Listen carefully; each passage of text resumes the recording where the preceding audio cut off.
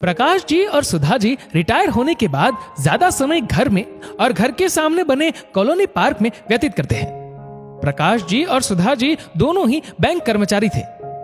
उनका बेटा दीपक import and export company में अच्छी पोस्ट पर है और उनकी पत्नी पूजा हाउसवाइफ है और दीपक का बेटा राहुल जो 5वीं कक्षा में पढ़ता है। प्रकाश जी और सुधा जी पार्क में सुबह की सैर करने के बाद बालकनी में बैठकर चाय का मजा लेते हैं। प्रकाश जी हर सुबह और शाम चाय के वक्त सामने पार्क में एक पेड़ पर एक चिड़िया को देखते हैं। चिड़िया हर रोज इधर उधर से घास फूस उठाकर लाती और एक डाल पर इस तरह से लगाती कि एक घोंसला बन जाए। प्रकाश जी 10-15 दिन से देख रहे थे। आखिर एक दिन घोंसला पूरी तरह से बनकर तैयार हो गया।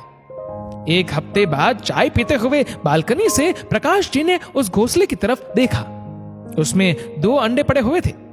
प्रकाश जी ने यह दृश्य सुधा जी को भी दिखाया और फिर कुछ दिन बाद रेखा उन अंडों से चिड़िया के बच्चे बाहर आ चुके थे और फिर कुछ दिन बाद देखा उन अंडों से चिड़िया के बच्चे बाहर आ चुके थे और वह चहचहा रहे थे। उनकी माता बाहर से बच्चों के लिए भोजन लाती और उनके मुंह में डालती। कुछ ही दिनों बाद बच्चे इतने बड़े हो गए कि वह खुद उड़कर अपना भोजन तलाश सकते थे। कुछ दिन तक तो चिड़िया और बच्चे उसी घोंसले में आते जाते रहे। फिर काफी दिन से प्रकाश जी देख रहे थे कि ना तो चिड़िया घोंसले में आ रही है और ना ही उसके बच्चे। घोंसला वीरान सा उस पेड़ पर पड़ा है। प्रकाश जी ने सुधा जी से कहा, क्या इंसानी जिंदगी भी ऐसी ही होती है? हम घर बनाते हैं, हमारे बच्चे उस घर में बड़े होते हैं और एक दिन वह घर छोड़कर कहीं और रहने चले जाते हैं। सुधा जी ने कहा, नहीं, इंसानी जिंदगी और पक्षियों की जिंदगी में फर्क होता है। तभी दीपक अपने ऑफिस से आता है और प्रकाश जी और सुधा जी को बताता है कि आज मुझे बॉस ने अपने ऑफिस में बुलाया और कहा, मिस्टर दीपक, अभी जो कुछ देर पहले हमारी बोर्ड की मीटिंग समाप्त हुई है, उस मीटिंग में जो हमारी नई ब्रांच मलेशिया में खुली है, उसमें मैनेजर की पोस्ट के लिए तुम्हें चुना गया है।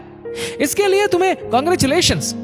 मैंने उन्हें थैंक्स कहकर जवाब दिया और बॉस ने कहा, देखो दीपक, अभी तुम्हारे पास 1 महीने का वक्त है।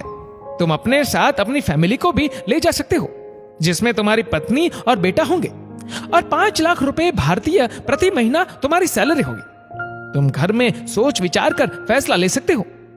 मैंने उन्हें ठीक है सर कहा। बेटा, ये तो बहुत खुशी की बात है, तुम विदेश जा रहे हो। हमारा तो विदेश जाने का सपना ही रहा। चलो अच्छा है, हमारा बेटा विदेश जा रहा है। प्रकाश जी ने कहा, तुम बस अभी से ही तैयारी शुरू कर दो। ठीक है पिताजी, कहकर दीपक अपने कमरे में चला गया।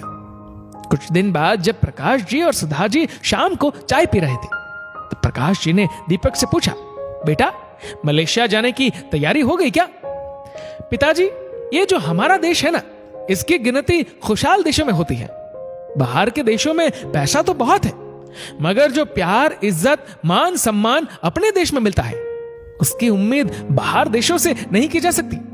पिताजी, कंपनी वालों ने मुझे वहां फैमिली के साथ जाने के लिए कहा है। उनके मुताबिक फैमिली में मेरी पत्नी और मेरा बेटा। मगर पिताजी, मेरी फैमिली में सबसे ऊपर आप और माताजी है। आप दोनों के बिना मेरी फैमिली अधूरी है। मैं आपको और माताजी को यहां अकेला छोड़ विदेश नहीं जाना चाहता। वह बच्चे नसीब वाले होते हैं जिनके सर पर माता पिता का हाथ और साथ हमेशा बना रहता है। पैसा जिंदगी में सब कुछ नहीं होता। माता पिता के रूप में जो दौलत मेरे पास है, वह नसीब वालों के पास ही होती है। और आपने जो मुझे संस्कार दिए हैं, वह भी मुझे इजाजत नहीं देते। पिताजी, मैं यहीं इसी देश में काम करूंगा और इसी घर में आपके साथ रहना चाहता हूं। ये मेरा और आपकी बहू पूजा का भी फैसला है। ये कहकर दीपक अपने कमरे में चला गया। प्रकाश जी और सुधा जी एक दूसरे की तरफ देखने लगे, जैसे उनकी आंखें कह रही हो, पक्षियों की जिंदगी और इंसानों की जिंदगी में फर्क होता है।